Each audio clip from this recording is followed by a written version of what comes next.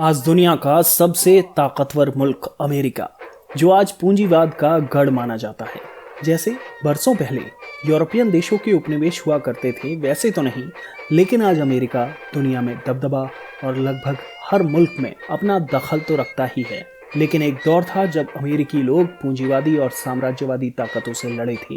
फ्रांसीसी क्रांति से भी पहले अमेरिका की क्रांति हुई थी, इसलिए इसे आधुनिक गणतंत्र की जननी कहा जाता है, क्योंकि यहाँ हुई क्रांति के बाद से ही यूरोप के देशों में क्रांति का सिलसिला शुरू हुआ।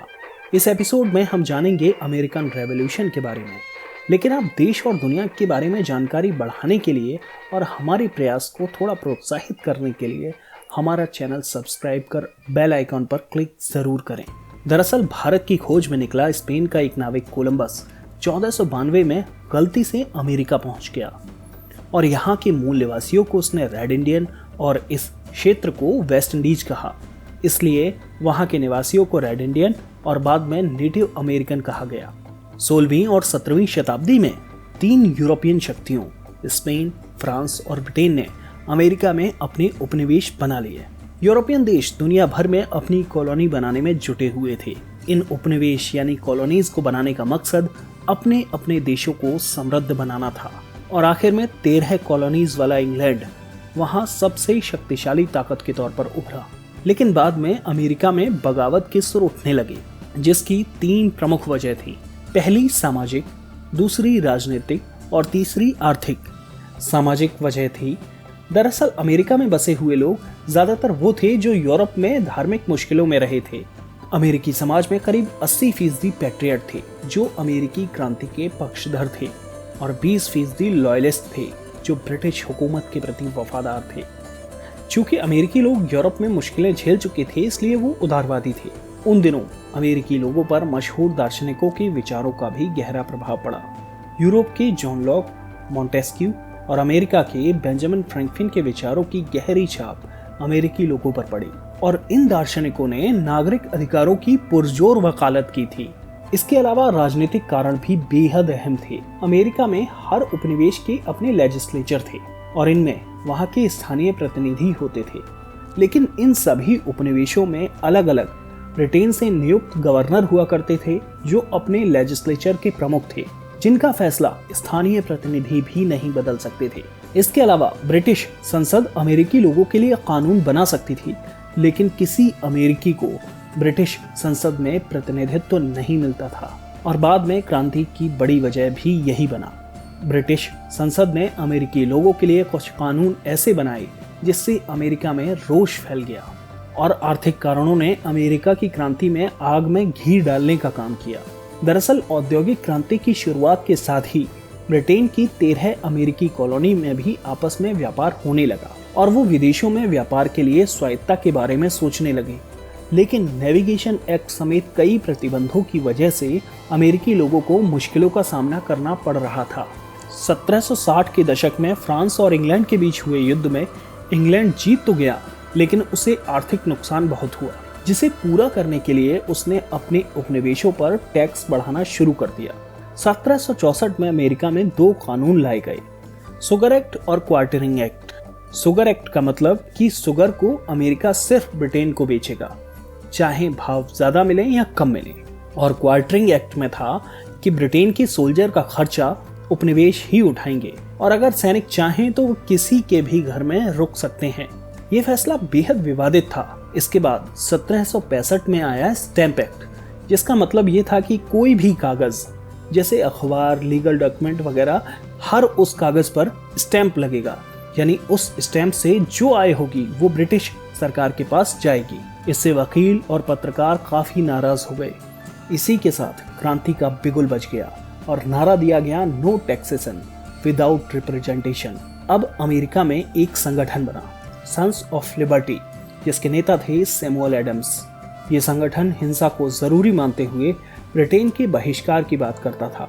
हर क्षेत्र में जनता के आपसी संवाद के लिए कमिटी ऑफ करस्पॉन्डेंस बनाई गई। सरकार ने स्टैंप एक्ट तो खत्म किया, लेकिन इसकी जगह एक और क्रूर कानून लाया। ब्रिटिश सरकार कभी भी कोई भी कानून अमेरिका के लिए बना सकती है और कोई भी टैक्स लगा सकती है। इसके बाद 1767 में टाउनशेड एक्ट आया, जिसमें न्यूयॉर्क के लेजिस्लेचर को कानून के पालन न कर पाने के लिए निलंबित कर दिया गया और चाय के साथ ही घर बनाने के लिए जरूरी सभी सामानों पर टैक्स लगा दिया गया। इस कानून में किसी के भी घर में घुसकर और जहाजों वगैरह में बिना वारंट के तलाशी का अधिकार ब्रिटिश सोल्जर को दिया गया। इन कानूनों के विरोध में प्रदर्शन हुए। 1770 में बोस्टन का नरसंहार हुआ। हालांकि इसमें 5 लोगों की ही मौत हुई थी, लेकिन इस घटना के बाद लोग खुलकर ब्रिटिश सरकार के खिलाफ हो गए। इस घटना के बाद टाउनशेड एक्ट तो हटा दिया गया, लेकिन 1773 में टी एक्ट आया, जिसमें चाय पर टैक्स बरकरार रहा। ये एक तरह का इशारा था कि टैक्स लगाने की शक्ति अभी भी ब्रिटिश हुकूमत के पास ही है। लेकिन लोगों ने इसका भी विरोध किया और कहा कि चाय से लदे जहाजों को अमेरिका में नहीं उतरने दिया जाएगा। और सैमुअल एडम्स और उनके साथियों ने बोस्टन के बंदरगाह पर पहुंचकर वहां जहाजों पर लदी चाय को समंदर में फेंक दिया। 16 दिसंबर 1673 में घटी ये घटना अमेरिकी क्रांति के इतिहास में बेहद अहम मानी जाती है, जिसे बोस्टन टी पार्टी कहा जाता है। और इस घटना से ब्रिटिश सरकार हिल गई और उन्होंने इंटॉरेबल एक्ट 1774 पारित किया, जिसके तहत पब्लिक मीटिंग नहीं हो सकती थी। बोस्टन के बंदरगाह को भी बंद कर दिया गया और हर्जाना मांगा गया। इसके अलावा भी कई कठोर नियम बनाए गए, जिसके बाद अमेरिकी पैट्रियट ने लोगों को लड़ने के लिए तैयार किया और हथियार इकट्ठा करना शुरू किए।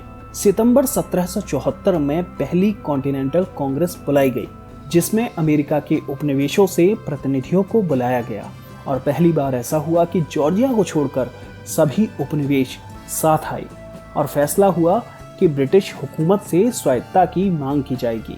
लेकिन इसके बाद ही 1775 में अमेरिकी पैट्रियट और ब्रिटिश सोल्जरों के बीच लड़ाई की शुरुआत हो गई। जनरल जॉर्ज वॉशिंगटन ने अमेरिका की तरफ से लड़ाई की कमान संभाली। 1 साल के अंदर ही 13 उपनिवेश में से अमेरिकी लोगों ने ब्रिटिशर्स को खदेड़ना शुरू कर दिया और अब 13 उपनिवेश ने खुद को कॉलोनी नहीं स्टेट कहना शुरू कर दिया।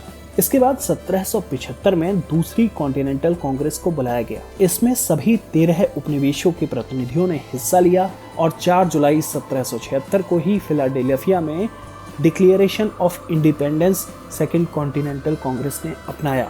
इसलिए आज भी 4 जुलाई को अमेरिका की आज़ादी का दिन माना जाता है। 7 इयर्स वॉर में ब्रिटेन से हार चुके फ्रांस ने अमेरिकी लोगों की इस लड़ाई में पूरी मदद की। इसके अलावा स्पेन और नीदरलैंड ने भी अमेरिकी लोगों का साथ दिया। 1781 में अंग्रेजों से आखिरी लड़ाई लड़ी गई, जब यॉर्कटाउन में लॉर्ड कॉर्नवालिस ने सरेंडर किया और बाद में आधिकारिक तौर पर 1783 में पेरिस की संधि के साथ ही लड़ाई खत्म हुई और ब्रिटेन ने अमेरिका को एक देश के तौर पर मान्यता दी। अमेरिकी क्रांति ने अमेरिका के साथ ही दुनिया भर पर गहरे प्रभाव डाले। यूनाइटेड स्टेट ऑफ अमेरिका नाम का एक देश बना। पहली बार गणतांत्रिक देश को बनते दुनिया ने देखा और दुनिया का पहला लिखित संविधान 1789 में बना। दुनिया में किताबी बातों पर यकीन होना शुरू हो गया। अब लोगों को लगा कि ये प्रैक्टिकल है। इसके अलावा भारत पर भी एक असर पड़ा। ब्रिटिश सरकार पिट्स इंडिया एक्ट लेकर आई, जिसका मतलब अब ईस्ट इंडिया कंपनी की ताकत कम करके ब्रिटेन के सम्राट के हस्तक्षेप को बढ़ाया गया। लॉर्ड कॉर्नवालिस को भारत भेजा गया ताकि टैक्सेशन में सुधार हो और यहाँ क्रांति न भड़के।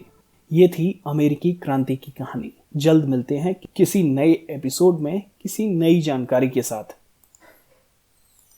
विश्व इतिहास की प्रमुख घटनाएं, सिंधु सभ्यता से लेकर आधुनिक भारत का इतिहास और भारतीय राजनीति और समसामयिक विषय देखने के लिए हमारा चैनल सब्सक्राइब कर बेल आइकन पर क्लिक जरूर करें।